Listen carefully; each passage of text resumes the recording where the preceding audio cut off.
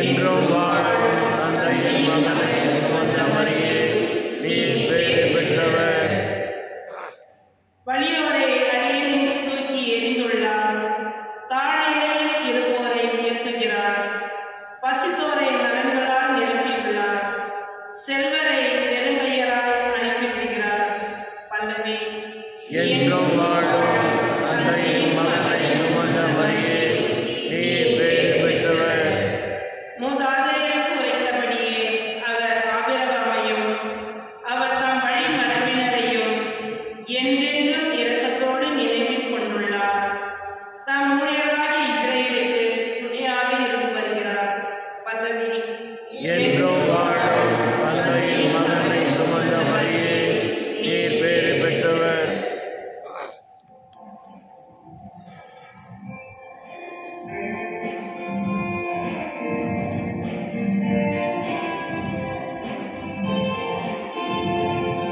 அல்லேலூயா அல்லேலூயா அல்லேலூயா அல்லேலூயா அல்லேலூயா அல்லேலூயா அல்லேலூயா அல்லேலூயா.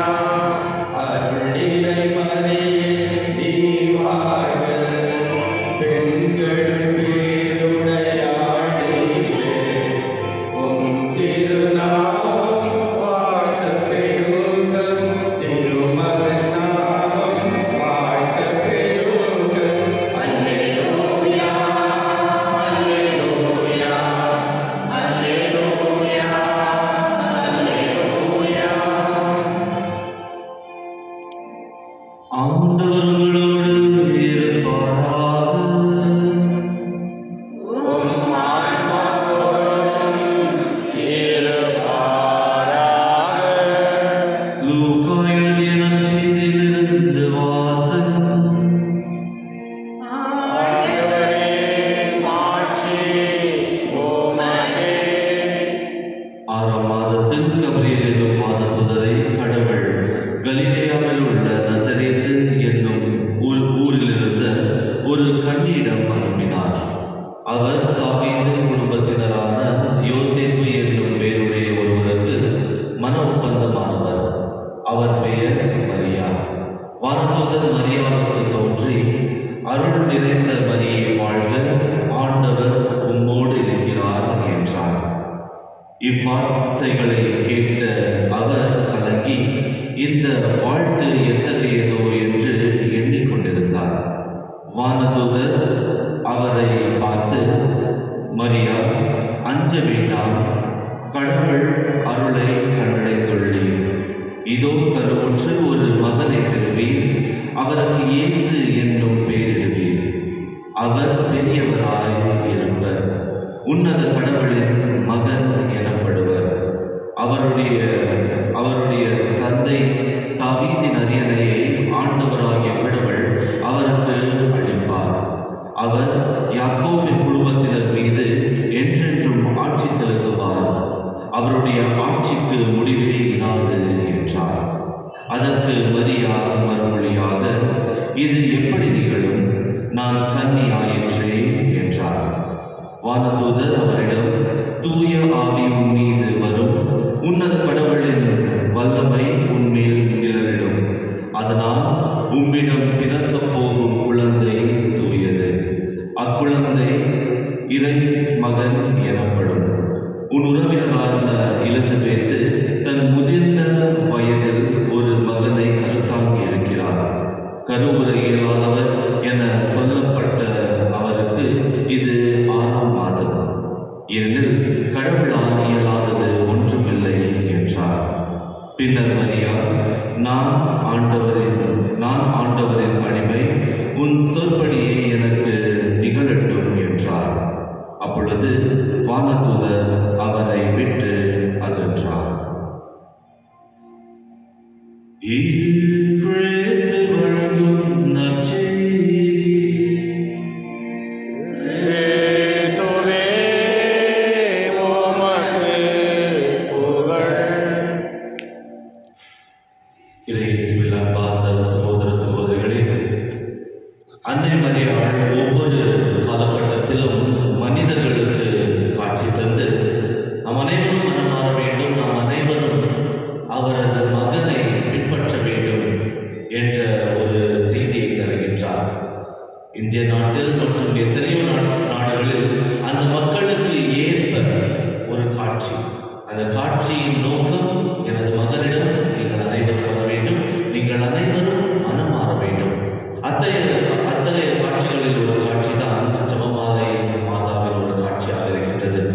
இந்த போரை நம்மால் வெற்றி பெற முடியாது, நாம் அழிந்து போவோம் என்ற ஒரு எண்ணத்தோடு இருக்கும்போது அந்த கிறிஸ்துவ வீரர்கள் இருந்தபோது பாப்பரசர் 5ஆம் பக்திநாதர் சொல்கின்றார், அன்னை உங்களை கைவிட மாட்டார், நாம் அனைவரும் உங்களோடு இணைந்து ஜெபிக்கின்றோம், எங்கள் ஜெபத்தால் நீங்கள் வெற்றி பெறுவீர்கள் என்று சொல்கின்றார்.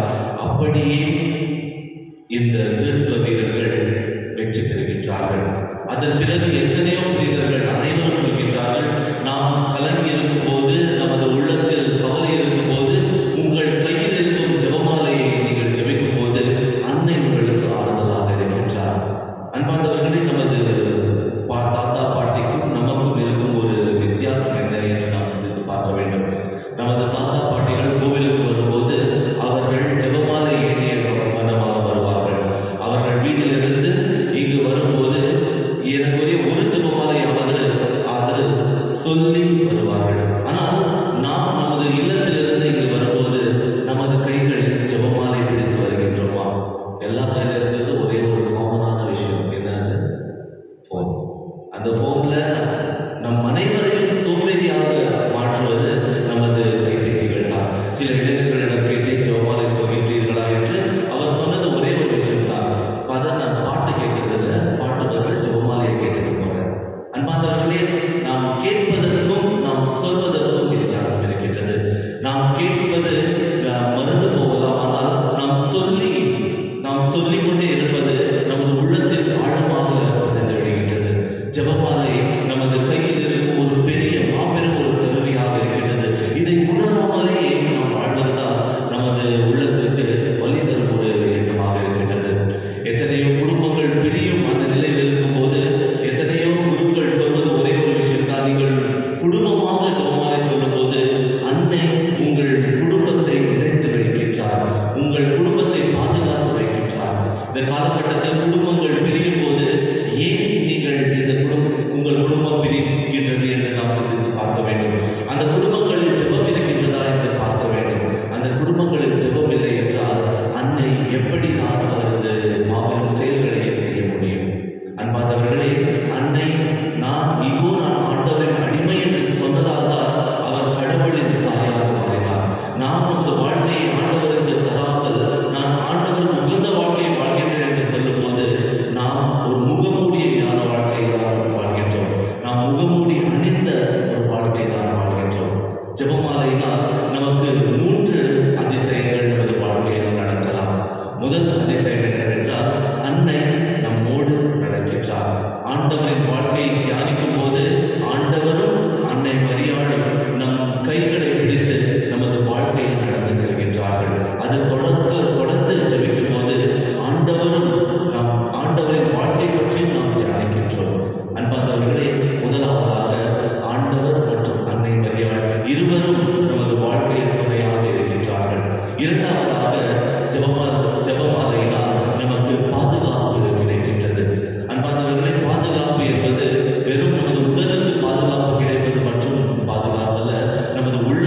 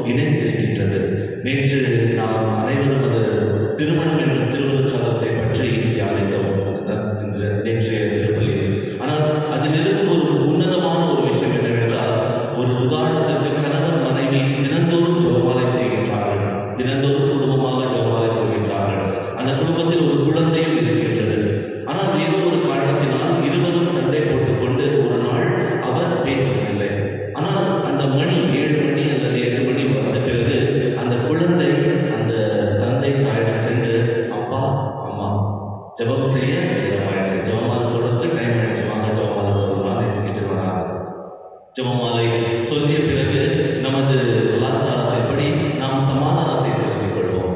ஜெபம் செய்த பிறகு சமாதானத்தை செலுத்திக் கொள்வோம். அந்த கணவன் மனைவி ஜெபமாலை முடிந்த பிறகு அவர்கள் சண்டை போட்டு பேசாமல் இருந்தால் கூட அவர்கள் சமாதானத்தை செலுத்தும் போது அவரது எல்லா துன்பத்தையும் அவரது எல்லா கோபத்தையும் விட்டு விடுகின்றார்கள். ஜெபமாலை குடும்பங்களை இணைக்கும் ஒரு கருவியாக இருக்கின்றது. அன்பானவர்கள், இந்த 3 விஷயங்களை ஞாபகத்தில் வைத்துக் கொள்ளுங்கள். ஜெபமாலை செய்யும் போது அன்னை மரியாள் ஆண்டவர் இயேசு கிறிஸ்து நம்மோடு பயணிக்கின்றார். ஜெபமாலை நமது உள்ளத்தை பாதுகாக்கும் ஒரு கருவியாக இருக்கின்றது. ஜெபமாலை நமது குடும்பங்களை இணைக்கும், அன்பினால் இணைக்கும் ஒரு கருவியாக இருக்கின்றது. அதனால் நம் அனைவரும் நமது குடும்பங்களில் நமது வாழ்க்கையில் ஜெபமாலை சொல்லி நம் புனிதமான வாழ்க்கையை வாழலாம் என்று இன்றைய திருப்பலியில் விசேஷமாக ஜெபிப்போம். ஆமென்.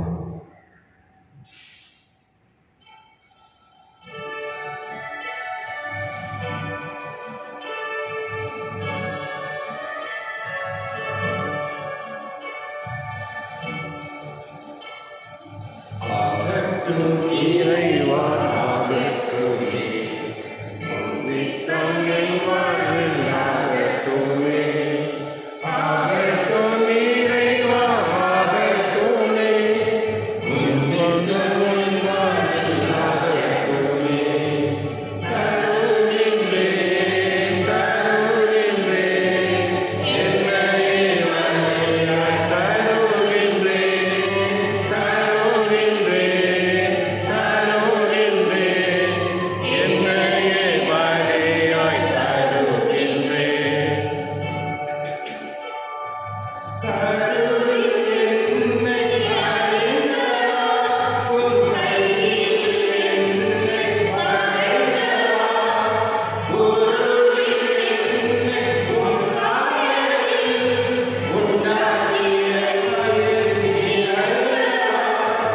அறிவும் வீரனும் நிறைந்த ஆளுமை அறிந்த ஆளுண்டோ. சகோதர சகோதரிகளே, உங்களுடைய மாலை பலி எல்லாம் வல்ல தந்தையாகிய இறைவனுக்கு ஏற்றதாகும்படி மன்றாடுங்கள். ஆண்டவர் தமது பெயரின் புகழ்ச்சிக்காகவும் மாட்சிக்காகவும் நமது நன்மைக்காகவும் புனித திரு அவை அனைத்து நலனுக்காகவும் உமது கையில் இருந்த வழியை ஏற்றுக்கொள்வாராக. ஆண்டவரையும் திருமகனுடைய தாயும் நினைவை கொண்டாடும் நாங்கள் உம்மை வேண்டுகின்றோம். இப்பலியின் காணிக்கை உமக்கு எல்லையற்ற அருள் துணையாக, உமக்கு நிலையான கொடையாக மாறுபடவாக எங்கள் ஆண்டவராகிய கிறிஸ்து வழியாக உம்மை மன்றாடுகிறோம். ஆமென்.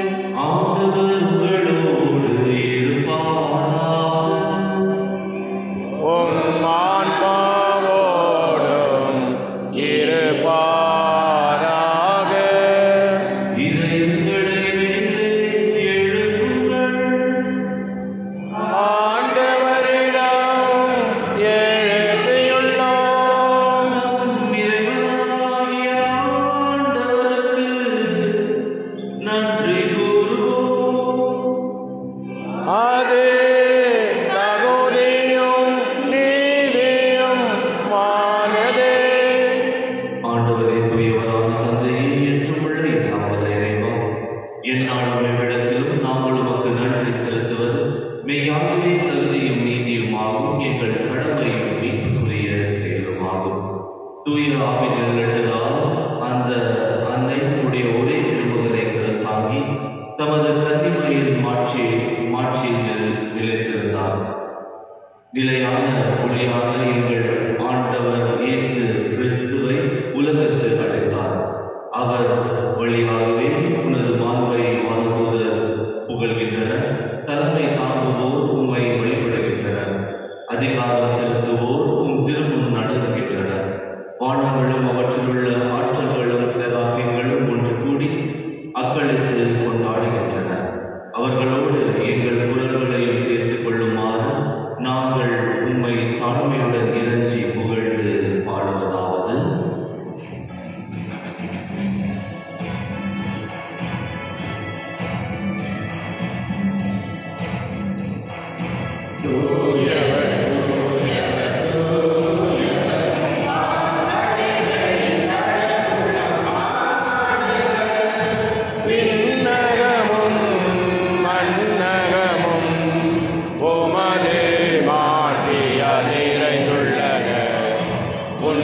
உன்னதங்களிலே ஓசானா, உன்னதங்களிலே ஓசானா, ஆண்டவர் பெயரால் வருகிறவர் ஆசீர் பெற்றவர். உன்னதங்களிலே ஓசானா, உன்னதங்களிலே ஓசானா. ஆண்டவரே, நீர் மெய்யாகவே தூயவர், தூய்மை அனைத்துக்கும் ஊற்று. ஆகவே உடைய ஆவியை குழைந்து இக்காணிக்கைகளை தூய்மைப்படுத்த உம்மை வேண்டுகின்றோம். இவ்வாறு எங்கள் ஆண்டவர் இயேசு கிறிஸ்துவின் உடலும் இரத்தமுமாக எங்களுக்கு இவை மாறுபடுவாக. அவர் பாடுபடவுடன் கழிந்து தம்மை கையளித்த போது அப்பத்தை எடுத்து நன்றி செலுத்தி அதை விட்டு தம் சீடர்களுக்கு அளித்து அவர் கூறியதாவது: அனைவரும் இதிலிருந்து பெற்று உண்ணுங்கள், ஏனெனில் இது உங்களுக்காக கையளிக்கப்படும் என் உடல்.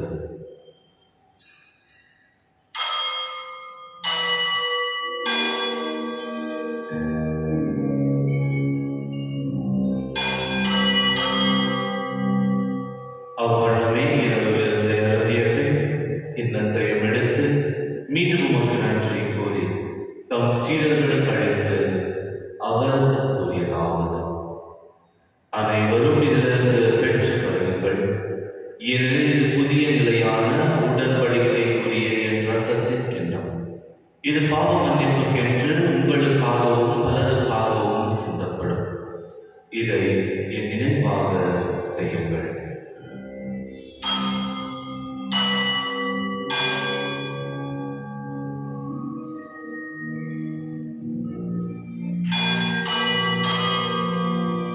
நம்பிக்கையின் மறைபொருள்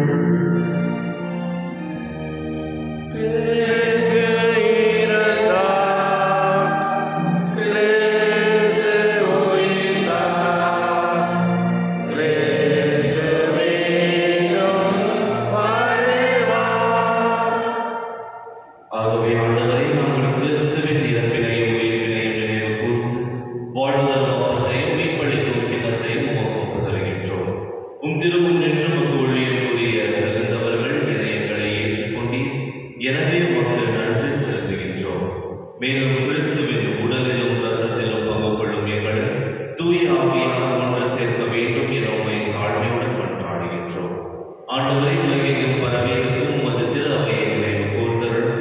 எங்கள் திருத்தந்தை பிரான்சிஸ், எங்கள் ஆயர் பீட்டர் மச்சாது, சூசைநாதன் மற்றும் சதீஷ், எங்கள் துணை ஆயர்கள், எல்லா திருநிலையினர் ஆகிய அனைவரோடும் உமது திரு அவை அன்பில் நிறைவு பெற செய்தருளும். மேலும் உயிர்த்தெழுந்த நோக்குடன் துயில் கொள்ளும் எங்கள் சகோதர சகோதரிகளையும் இறந்தோர் அனைவரையும் இரக்கத்துடன் நினைவு கூர்ந்து உமது திருமுக ஒளியினுள் ஏற்றருளும். எங்கள் அனைவர் மீது இரக்கமாயிரும். கடவுளின் கன்னித்தாயான புனித மரியா, அவருடைய கணவரான புனித யோசேப்பு, புனித திருத்தூதர்கள், இவ்வுலகிலும் உமக்கு உகந்தவராய் இறந்தோராகிய புனிதர் அனைவரோடும் நாங்கள் நிலைவாழ்வில் பங்கு கொள்ளும் தகுதி பெற்று உம் திருமகன் இயேசு கிறிஸ்து வழியாக உம்மை புகழ்ந்தேற்று வரவருள உம்மை மன்றாடுகின்றோம். இவர் வழியாக இவரோடு இவர் எல்லாம் வல்ல இறைவனாகிய தந்தையே, தூய ஆவியாரின் ஒன்றிப்பில் எல்லா புகழும் மாட்சியும் என்றென்றும் உமக்கு உரியதே.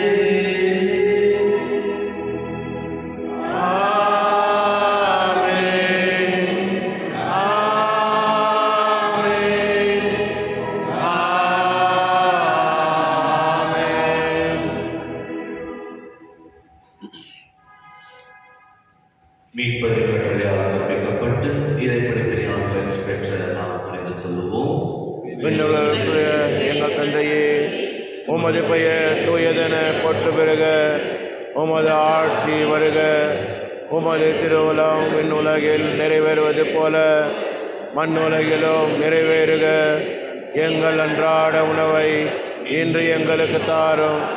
எங்களுக்கு எதிராக குற்றம் செய்வோரை நாங்கள் மன்னிப்பது போல எங்கள் குற்றங்களை மன்னியும். எங்களை சோதனைக்கு உட்படுத்தாதேயும், தீமையிலிருந்து எங்களை விடுவித்தருளும். ஆண்டவரே, தீமை அனைத்திலிருந்தும் எங்களை விடுவித்து எங்கள் வாழ்நாளில் அமைதியை கனிவுடன் அருள உம்மை மன்றாடுகின்றோம். உமது இரக்கத்தின் உதவியால் நாங்கள் பாவத்திலிருந்து எப்போது விடுதலை பெற்று யாதொரு கலக்கமும் இன்றி நலமாயிருப்போமாக.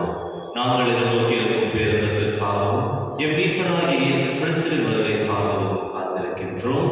ஏனெனில் ஆட்சியும் வல்லமையும் மாட்சியும் என்றென்றும் உமது. ஆண்டவரே இயேசு கிறிஸ்துவை, அமைதியை உங்களுக்கு விட்டு செல்கின்றேன், என் அமைதியையும் உங்களுக்கு அளிக்கின்றேன் என்றும் திரு தூதர்களுக்கும் மொழிந்தீரேன். எங்கள் பாவங்களை பாராமல் உமது திருவையின் நம்பிக்கையை கண்ணோக்கி உமது திருவுள்ளத்திற்கு ஏற்ப அதற்கு அமைதியையும் ஒற்றுமையும் அளித்தருள்வீராக. என்றென்றும் வாழ்ந்து ஆட்சி செய்கின்றவர் நீரே. ஆமென். ஆண்டவருடைய அமைதி உங்கள் அனைவரோடும் இருப்பதாக, ஆன்மாவோடும் இருப்பதாக. ஒருவருக்கொருவர் அன்பின் அமைதியை பகிர்ந்து கொள்வோம். உலகின் பாவங்களை போக்கும் இறைவனின் செம்மறியே, எம்மேல் இரக்கம் வையும். உலகின் பாவம் போக்கும் இறைவனின் செம்மறியே, எம்மேல் இரக்கம் வையும். உலகின் பாவம் போக்கும் இறைவனின் செம்மறியே, எமக்கு அமைதி அருளும். அன்பார்ந்தவர்களே, இதோ இறைவனின் செம்மறி, நமக்காக அவரது உயிரை அர்ப்பித்த உண்மையான கடவுளின் மைந்தர். செம்மறியிலிருந்து படைக்க பெற்று நாம் அனைவரும் பேர் பெற்றோம். என் ஆண்டவரே, நீர் திறந்தருள நான் தகுதியற்றவன். ஆனால் ஒரு வார்த்தை மட்டும் சொல்லியறலும், எனது ஆன்மா நலமுடையும்.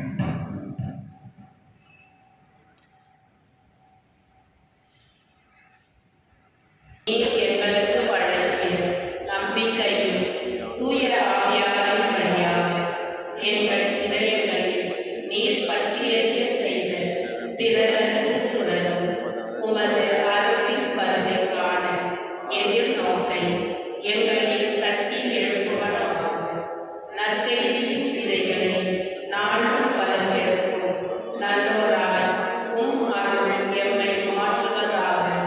தீமையின் ஆற்றல்கள் மறைந்து உம் ஆட்சி நீடித்து ஒளிரும் பொருட்டு மாநில உள்ளவரும் முழு அண்டவெளியும் புதிய விண்ணகம் புதிய மண்டலம் நோக்கிய காத்திருந்ததில் மாற்றம் பெறுவனவாக. யூபி கொண்டாட்டத்தின் அருள் விண்ணக செல்வங்களுக்கான ஆர்வத்தை எதிர்நோக்கி திருப்பயிலாக எம்மில் தூண்டி எழுப்புவதாக. அதே அருள் எம் மீட்பும் மகிழ்ச்சியும் அமைதியையும் அகிலமெங்கும் அளிப்பதாக. என்றென்றும் போற்றுதற்குரிய எம் கடவுளாகிய உமக்கு மாட்சியும் புகழும் என்றும் என்றும் உரித்தாகுக. ஆமென்.